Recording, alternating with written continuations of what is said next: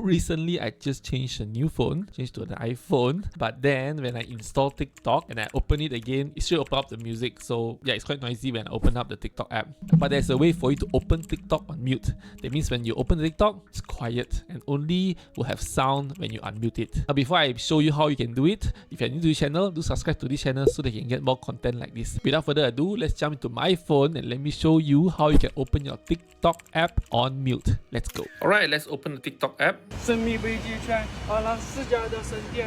find it's a bit irritating the moment you come in and you can hear many sounds or noise. So for me, I would prefer when to come in to be muted. Then only when I unmute it, only I can hear. Okay, so how you can do it? Okay, go to your profile, go to 3 lines on top. Go to settings and privacy. Scroll down, you should be able to see playback. Click on this and then you can open TikTok on mute. Yeah, that's how you can do it. So now when you open it up, you'll be on mute.